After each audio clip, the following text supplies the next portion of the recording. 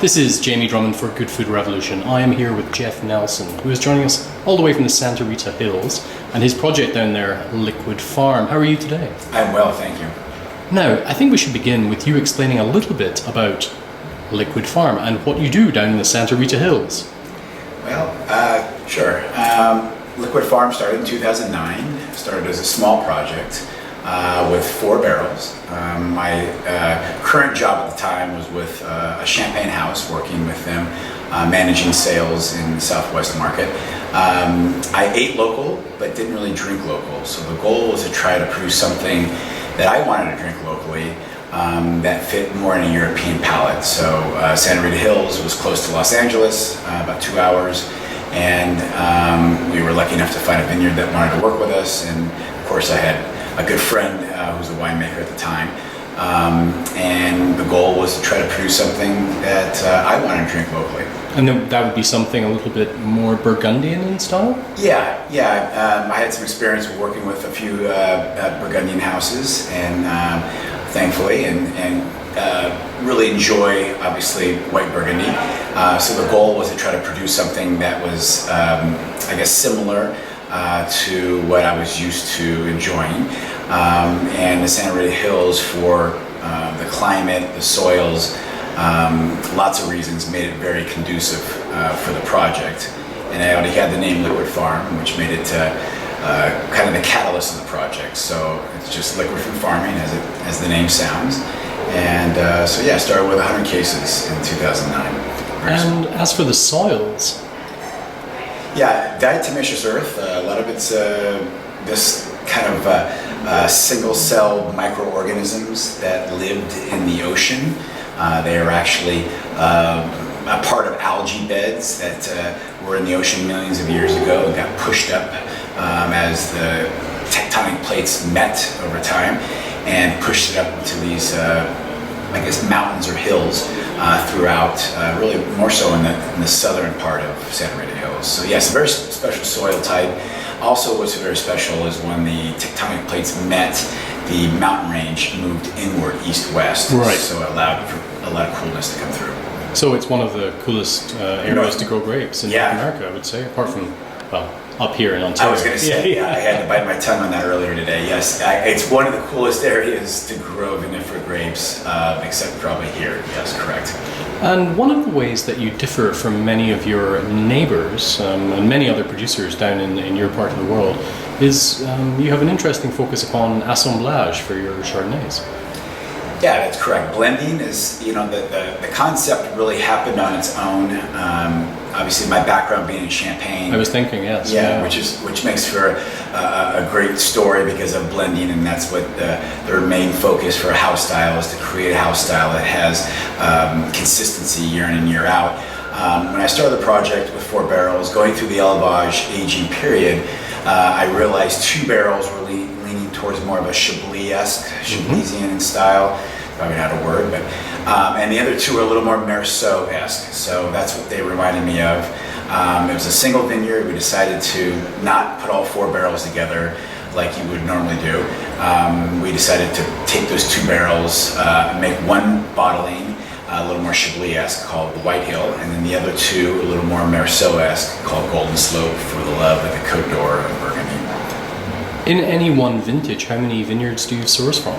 It changes. Well, we went from very first vintage was just 1 vineyard, and then we went to 3 in the second, and then we went to 5 in the third vintage in 2011, and then we went up to as many as about 9.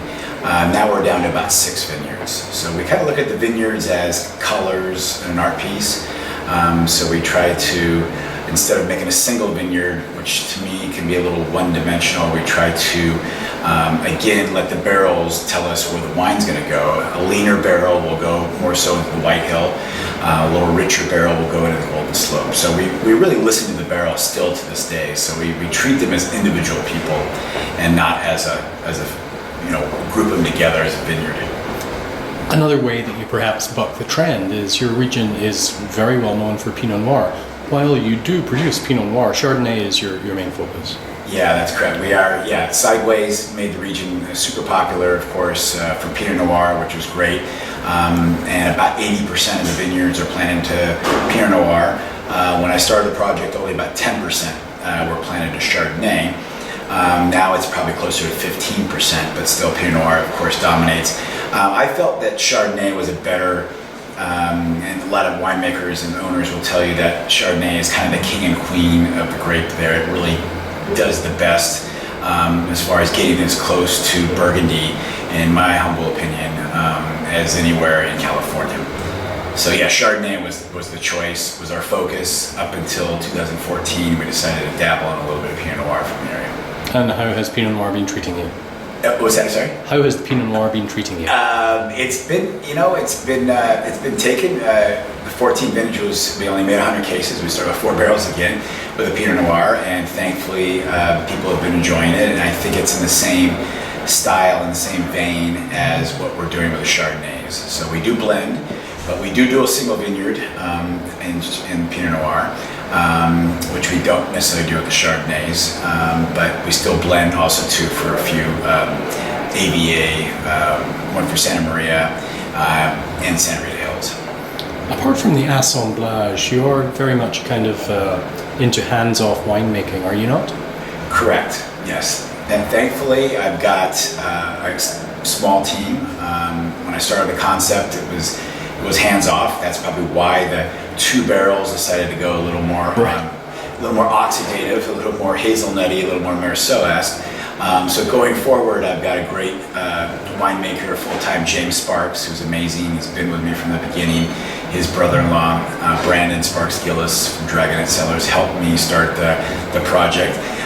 The philosophy has not changed. We're all native fermentation, 100% malolactic fermentation.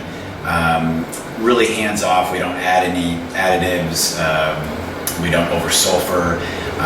We really try to let the barrels kind of develop on their own. Of course, we top them so they don't get too oxidative.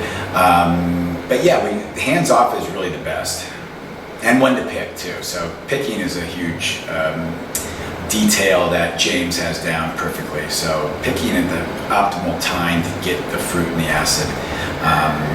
Definitely helps when you put it in the winery. You were saying that unlike many growers or producers, you actually pick on taste as opposed to numbers.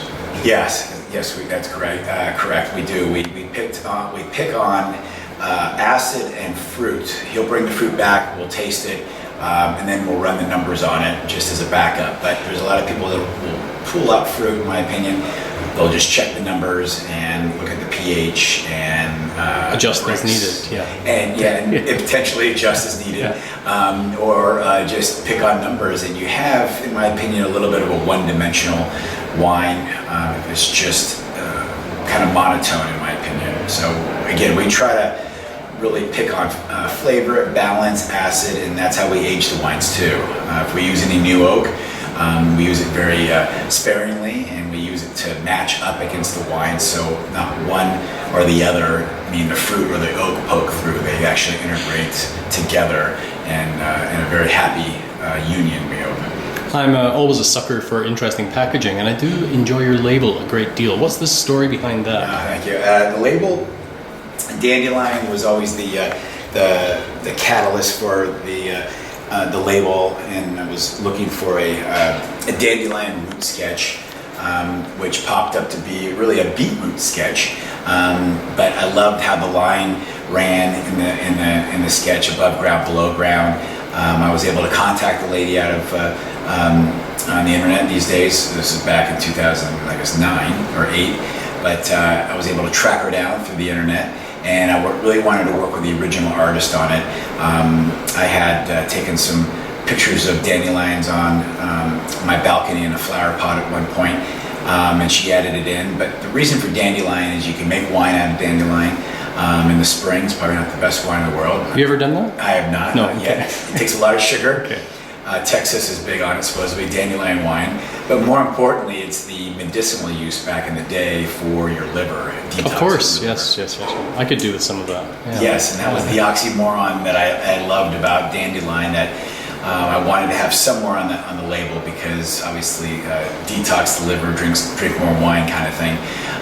So that's really been the catalyst for it. And thankfully I was able to track her down and work with her, and it was great. So and you now send her a case of wine every year? Yes, on her birthday we give her a case of wine. That's lovely. She licensed it to us for $200, and wow. She was very sweet. And Val Littlewood is her name, and she's amazing artist. And bees are her thing that she loves to draw, and watercolor, so bees, but much needed, of course, in this world. But yeah, it's a very organic label and story, and very fitting with your wines. Yeah, willful. Yeah, it's liquid from farming, so it's above ground and below ground. So it's all about those two. Jeff, thank you very much for joining us at Good Food Revolution today. We really appreciate your time. Thank you for having me. Bye for now.